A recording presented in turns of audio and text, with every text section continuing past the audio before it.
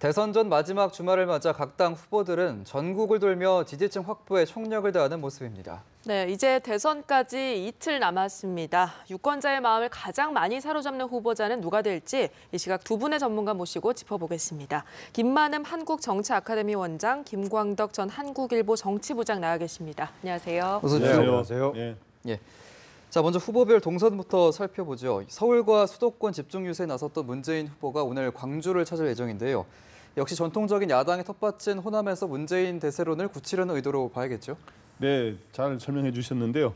오늘 문재인 후보는 어저께 서울의 유세에서 하고 이제 프리허그 이것까지 하고 예. 오늘 아침에는 이제 강릉 성산에 있는 산불 주민 대표소 위로 방문한 데 이어서 충주를 거쳐서 광주를 가게 됩니다. 예. 근데 이제 광주를 가는데 여기 이제 소위 민주당의 전통적인 텃밭으로 알려져 있지 않습니까? 네. 그래서 여기에서는 기본적으로 민주당 지지자가 굉장히 많고 그다음에 이제 문재인 후보도 이제 최근 여론조사에서는 안철수 후보보다 조금 높게 나온 건 사실입니다. 그래서 여기에서의 소위 집토끼, 이 집토끼를 확실히 잡는 거를 다시 굳히는 걸 하면서 본인의 이제 대세론을 굳혀서 승리를 하자 이런 건데 예. 특히 여기에서는 이제 야권의 심장부로 알려진 곳이기 때문에 여기서의 압도적인 승리를 거두는 게 굉장히 전체 득표를 높이는 데도 중요하고 여기에서의 또 이 출량한 그 호남 출신 수도권에 와 있는 사람들에게도 영향을 미칠 수 있다고 보고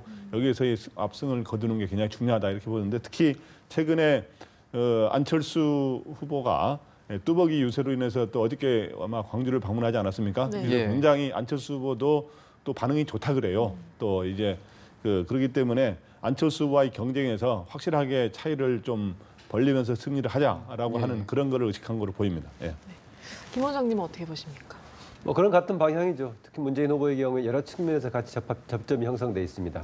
지금 얘기한 대로 호남의 경우는 안철수 후보와의 경쟁이 굉장히 중요한 이제 과제가 돼 있고 또 그동안에 보면은 문재인 후보가 과거에 양강 구도를 안철수 후보하고 형성했을 때 상대적으로 젊은 층의 지지를 좀 많이 받았지 않습니까? 네. 2030 세대 젊은 층의 지지를 많이 받았었는데 최근 새롭게 좀 부상하고 있는 소수 후보들 유승민, 심상정 후보들이 상대적으로 좀 젊은 층의 주목을 받고 있단 말이죠. 네. 또 이것도 접점이 형성돼 있고 또 기존의 보수 진영의 대표적인 후보인 홍준표 후보와의 경계가 형성돼 있기 때문에 한 군데만 전선 형성돼 있는 것이 아니라 지역으로 봤을 때는 야권 내부에서 호남을 축을 해가지고 안철수 후보와의 경쟁 관계가 있고 세대별로는 유승민, 심상정 후보와 2030 세대를 두고 또 경쟁을 하고 있고 나머지 또 보수 후보와의 경쟁 관계가 있기 때문에 이것저것 고려하겠는데 일단은 마지막 정비 과정에서는 역시 호남과 수도권을 중심으로 마지막 강조를 하지 않을까 그렇습니다. 예. 네, 지금 문재인 후보가 줄곧 선두권을 달리고 있지만 최근에 홍 후보도 지금 좀 지지세가 있고요. 상승세도 있는 와중에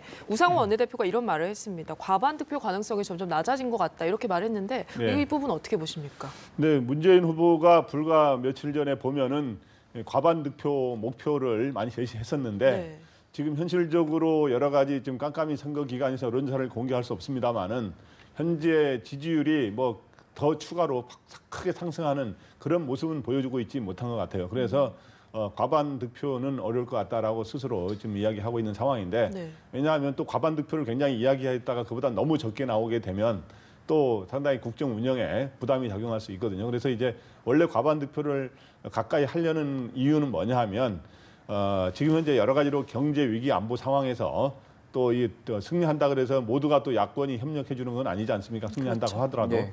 그런 상황에서 뭔가 안정적 국정 운영을 위해서는 과반 득표 정도가 필요하다. 네. 또 하나는 현재 의석도 과반 의석이 150석인데 거기서 한참 모자라는 120석이기 때문에 당장 집권하자마자 승리할 경우에 집권하자마자 총리를 인준을 해야 되고 여러 가지 지금 이 소위 야권의 협력을 얻어야 될 게 굉장히 많거든요. 네. 그런 것들이 바로 득표율이 많아야 이게 먼저 국민적 공감을 얻으면서 협력을 얻어낼 수가 쉬운데 현재로서는 과반 득표는 제가 보기에도 조금 쉽지는 않은 상황이다. 그러나 현재 이 홍준표 후보도 여론조사 이 비공개 기간에 들어가기 직전에 상승세를 타고 있어서 홍준표 이후도 추격하는 데다가 또 안철수 후보 같은 경우도 막판에 이제 뚜벅이 유세라 그래서 120시간 걸어서 유세하면서 많은 사람들하고 이제 스킨십을 하고 있는데 네. 예. 그 과정에서 안 후보도 이런 그간의 하락세를 막고 뭔가 이 반전의 계기를 마련하기 위해서 굉장히 노력하는 것 같아요. 그래서 안 후보의 반응도 괜찮고 그래서 현재 또 하나는 이 과반 득표에 그거를 좀 저지하는 효과에 뭐가 있냐 하면은 심상정 후보가 이 젊은층 사이와 노동자층 사이에서 굉장히 인기를 끌면서 지지율이 그때 이제 깜깜이 기간에 들어가기 전에 8, 9%까지 이르지 않았습니까? 네. 그래서 네. 이제 두 자릿수 10% 이상 목표를 해가지고 최소한 선거비용 보전액의 한 절반은 최소한 보전받겠다. 10% 이상 하면은 절반을 보전하고 15% 이상이면 전액 보전받지 않습니까? 그래서 심상정 후보도 굉장히 지금 열심히 뛰고 있어서 바로 그런 점까지 그게 진보층의 표가 분산되잖아요. 그래서 그 여러 측면에서 과반 득표가 쉽지는 않은 상황이다 이렇게 보입니다. 예. 자, 한편 홍준표 후보는 어제 수도권과 충청을 찾은 데 이어서 이제 네. 오늘 경남 지역을 찾는데요. 문재인 후보와는 반대로 이제 보수의 지지세가 강한 영남 지역에서 이제 막판 보수 결집에 총력을 다하겠다 이렇게 해석을 해야겠죠. 뭐 집중적인 대상이 영남적인 대상이 되고 있죠. 꼭 뭐 특정 지역만 한정해서 하는 것이 아니라 지난 시간 길게 지금 이제 돌면서 유세를 했기 때문에 원래 계획에 따라 순차적으로 지역을 도는 게 되겠죠. 그렇지만 아무래도 홍준표 후보는 마지막에 지금 구 여권을 지지했던 세력들이 자기를 지지해 주기를 기대하고 있는 것 같습니다. 최근에 사전 투표 결과를 보고 여전히 구 여권을 지지했던 세력들은 아직도 확실하게 마음을 정하지 못하고 있다 이런 해석들이 나오고 있는 거 아니겠습니까? 그 점에서 지금 마지막 끌어들이려고 하고 있기 때문에 가는데 초반에 계속해서 홍준표 후보가 상당히 좀 좋게 말하면은 대중적인 쉬운 말로 얘기했었고 또 부정적으로 보자면 거친 말을 표현해가면서 상당히 강성 유권자들을 많이 견인하는 전략을 썼었는데 예. 본인이 주장하다시피 양강을 형성할 정도로 올라가려고 하면은 그런 방식의 그런 캠페인이 과연 통할 수 있을지 더 뭔가 폭넓은 지지를 받으려면 포지션도 여러 사람이 동의할 수 있을 정도로 좀 여유롭게 가는 게 필요하지 않을까 하는 것인데 막판에 가서 여전히 이념 전선을 강조하면서 좌파 집권을 막자 또 경우에 따라서는 어느 후보도 쓰지 않는 영남이 자기를 지지해 줘야 된다는 얘기를 또 이제 지역 문제까지 들먹이 위해서 마지막 하고 있는데 이게 구 여권의 중심까지는 가능해 보이는데 과연 집권을 경쟁할 정도로 되는 전략하고 부합하는지는 제가 모르겠습니다. 예. 네, 말씀하신 것처럼 뭐 친북 좌파의 집권을 막아달라 이런 말까지 하면서 좀 거친 말도 하는 편이고요. 색깔론도 점점 거세지는 것 같은데 이런 공세가 좀 보수 지지층에게 효과가 있다고 판단해서 하는 건가요? 홍준표 후보의 전략은 양면성이 있는 것 같습니다. 네. 홍준표 후보는 어떻든 뒤늦게 선거전에 뛰어든 셈이기 때문에 그 전에 성완종 리스트 건으로 인해서 2심에서 이제 무죄받은 이후에 뛰어들어서 또 하나는 탄핵 정국을 거치면서 자유한국당이 굉장히 어려운 상황에 처하지 않았었습니까? 네. 근데 그 상황에서 본인이 조속한 시일 내에 본인을 부각하기 위해서 이제 전략을 편 게 바로 이 소위 색깔론, 소위 종북 좌파 뭐 이런 이야기를 많이 써가면서 네. 특히 3대 적폐라는 말을 쓰지 않았습니까?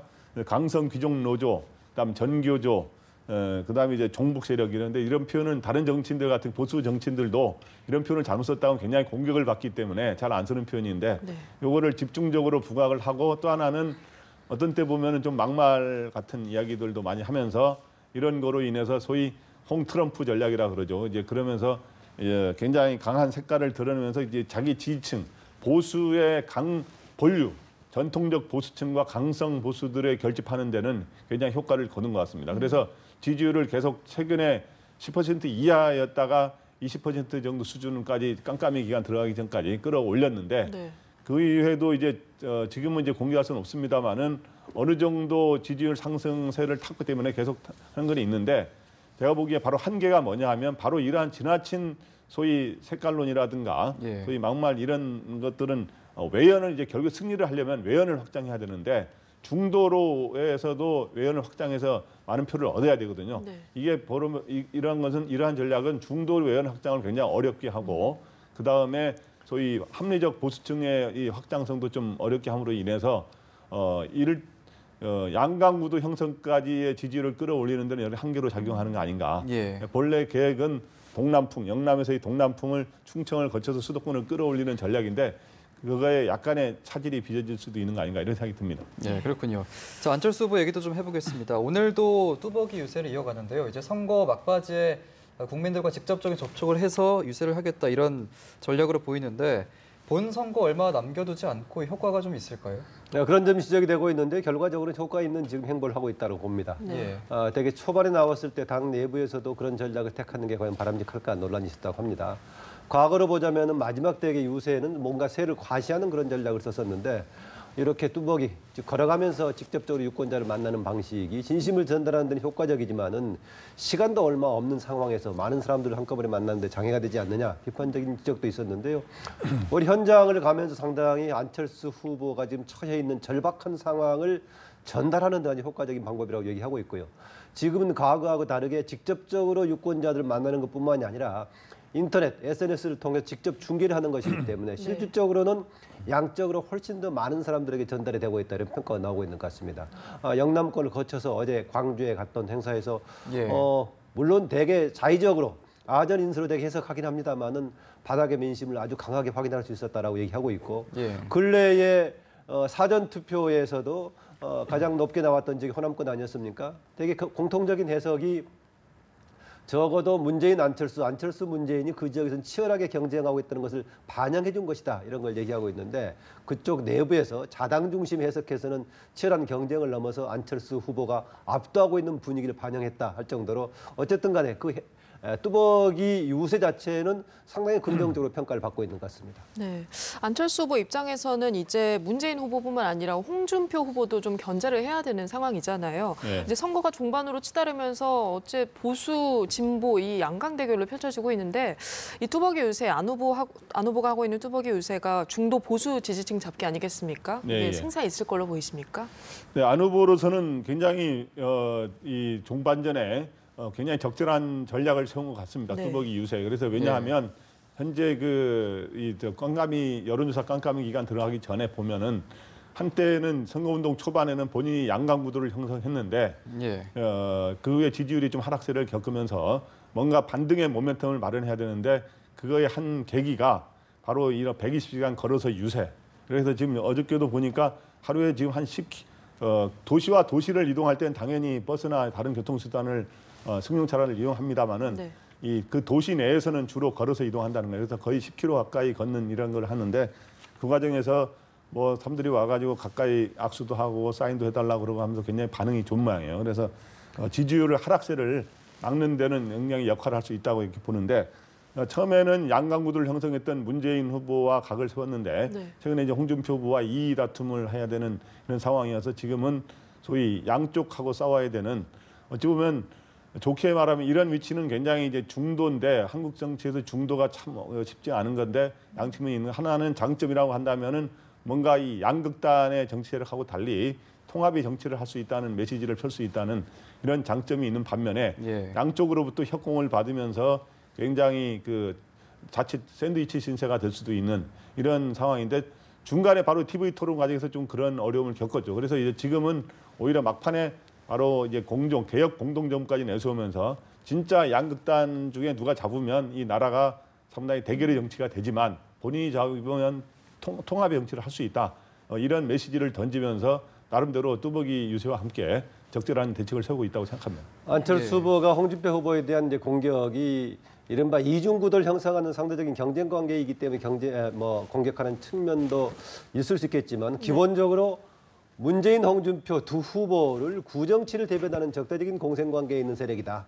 그래서 본인을 포함한 후보 번호로 보자면 3, 4, 5번이 다른 형태의 미래를 위한 정치다. 해서 그 대안으로 자신을 지지해달라.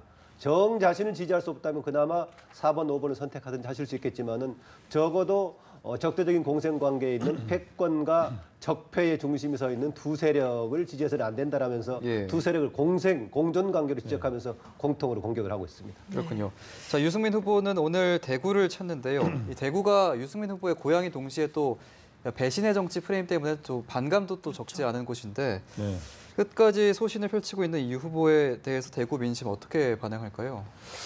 대구는 참 유승민 후보에게는 진짜 그것도 양측면이 있는 도시죠. 자기의 예. 정치적 고향이고 자기를 현재 지금까지의 유승민을 만들어준 곳 아닙니까? 그런데 최근에 이제 어떻든 박근혜 대통령이 이제 전 대통령이 현직에 있을 때 소위 원내대표를 맡으면서 거기에 분명하게 대립각을 세운 이게 이제 소위 그리고 최근에 탄핵 정국을 또 탄핵 과정에서 주도한 이런 거로 인해서 이 배신의 프레임이라는 거로 이렇게 돼 있어서 굉장히 대구에서는 자기를 만들어준 곳이지만 좀 여러 가지 또 부정적 반응도 있는 이런 예. 측면인데 하여튼 대구에 가서 어떤 자기 고향에서 정면 돌파를 하겠다는 그런 뜻을 보여주고 있는 거죠. 근데 대구 간다 그러면서 가면은 이 고령층에서는 부정적이라든가 비판적 그런 여론도 많습니다만은 또 젊은층 개혁적인 계층에서는 또 유승민 후보를 지원하는 사람들도 많이 있기 때문에 자기는 자기 그 젊은층이라든가 이런 사람들 상대로 자기 지지율을 더 끌어올리는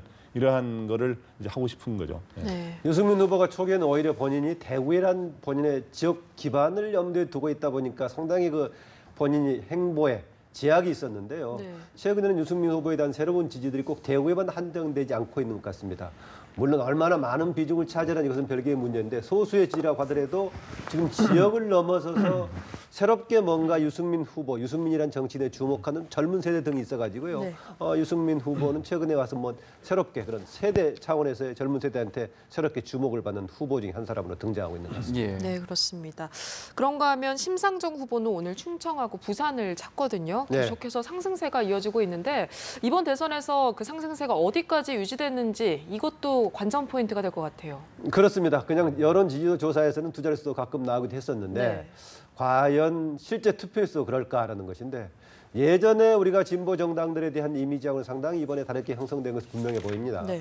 이번에 물론 다른 지금 뒤쪽에 있는 민중연합당의 경우도 진보 정당의 한 계열에 속하긴 합니다만은 우리가 TV 토론 대상이었던 5개 대상 중에서는 지금 대표적인 진보 정당이 정의당 아니겠습니까?